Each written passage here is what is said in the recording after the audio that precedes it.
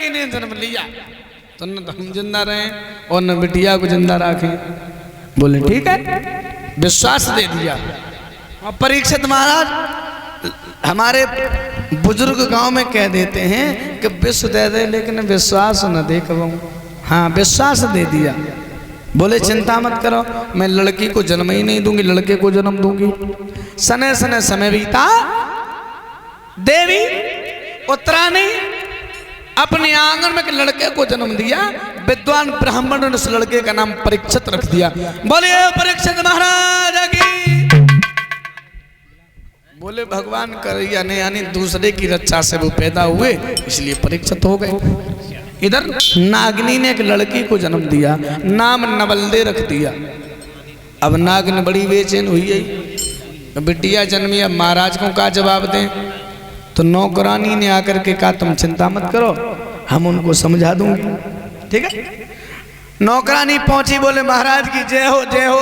महारानी का गर्भ खंडित हो गया। पहले तो दुखी हुए, फिर बहुत खुश हुए। बोले गर्भ खंडित हो गया, अच्छी बात है, अगर कहीं लड़की जन्म ले लेती तो हम तो मर जाते हम जिंदा नहीं रह पाते, याद रहे। लेकिन लड़की को छुपा लिया है। सूत जी ने समझाया, हे महात्मा दिन दिन जानो भाव परीक्षित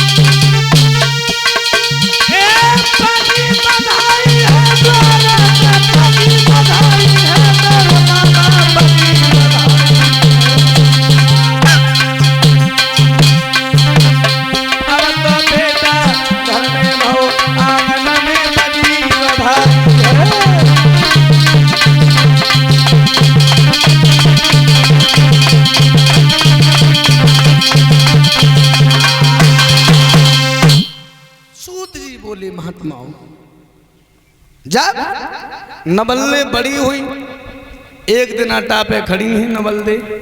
महाराज भाषिक निकले, अपनी लड़की को देखा, मन में पाप आ गया। उन्हें ये नहीं मालूम था ये हमारी लड़की है। अपनी लली निहार पाप उर्धार शेष चल दियो, और तन से फूटो कोड़ भवक गोहियो। परीक्षित महाराज, पहले का ये नियम था कि अगर आपने किसी के बारे में बुरा सोच लिया तो मनसा पाप लग जाता था पहले। अब नहीं, अब तो खूब कहो के बारे में बुरा सोच रहो। कलयुग में मनसा पाप नहीं लगता, जब तक करोगे नहीं तब तक पाप नहीं लगेगा। सोच तो खूब रहो तुम, कहो के बारे में कोई चिंता ना है। हाँ मनसा पाप लग गया। जाकर के अपनी पत्नी से, क्या महारानी ये लड़की कौन है? रिश्तेदार है, मेहमान है, कौन है, कहाँ की है? मैंने इसे देखा, मेरे मन में पाप आ गया, मुझे कुष्ठ रोग हो गया। तो नागिन कहने लगी महाराज ये तुम्हारी लड़की है। मेरी लड़की? हाँ तुम्हारी लड़की। बात से कहने लगे, बांदी ने तो कहा था गर्भ खंडित हो गया। बोले उसने झूठ कह दिया तुमसे। बुलाओ मेरी बेटी को। नवलदे को बुलाया, दोनों हाथ जोड़े महाराज। बात से कहने लगे, बेटी मुझसे बहुत बड़ा अपराध हो गया, मुझे ये नहीं मालूम था तुम मेरी बेटी हो, बेटी मुझे क्षमा कर दो। तो नवलदे कहने लगी, पिताजी अनजाने में किया गया पाप पाप नहीं होता। आपने धोखे से पाप कर दिया, वो पाप लगा नहीं तुम्हारे ऊपर।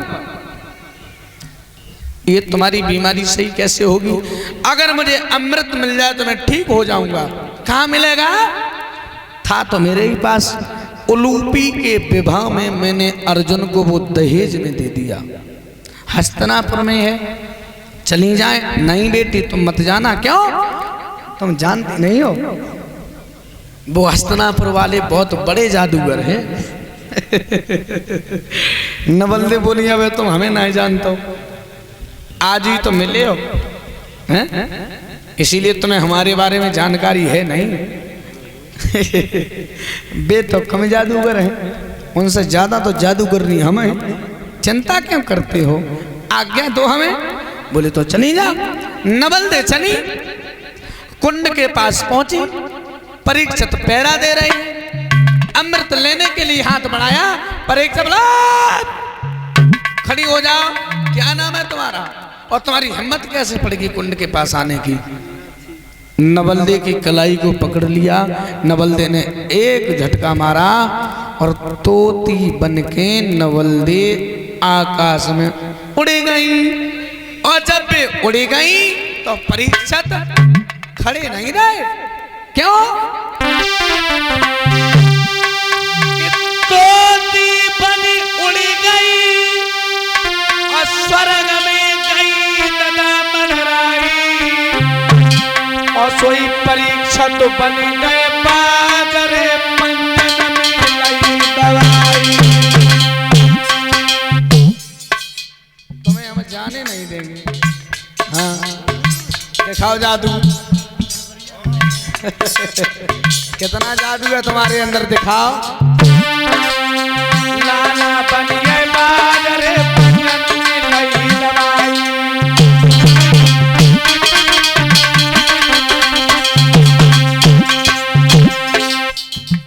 हम तुम्हें जाने नहीं देंगे। बाज बन करके पकड़ लिया, नवल्दे छूट गई। नागिन बन घुस गई, शिला में गई, शिला तर जाई, शिला तर जाई।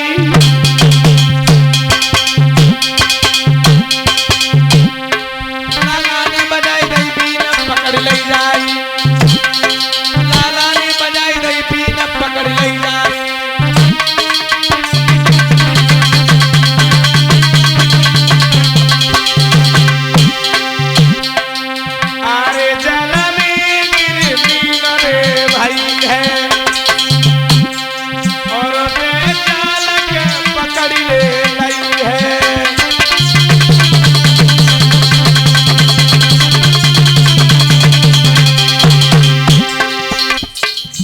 तोती बन के उड़ गई, बाज बन के पकड़ लिया, फिर छूट गई।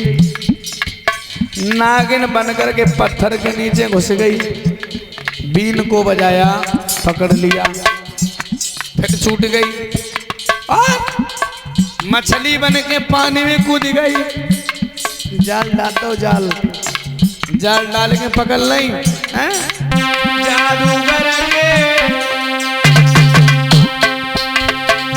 जादूगर के फन्ना में फंस गई है, जादूगर के फन्ना में फंस गई है जादूगरनी।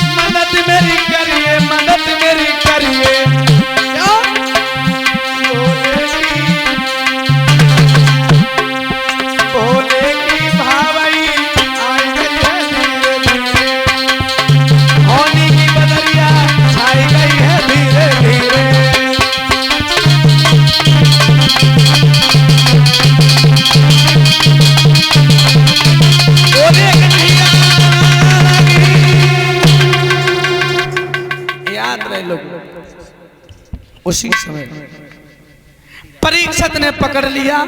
नाम क्या है? नवल्ले। पिता का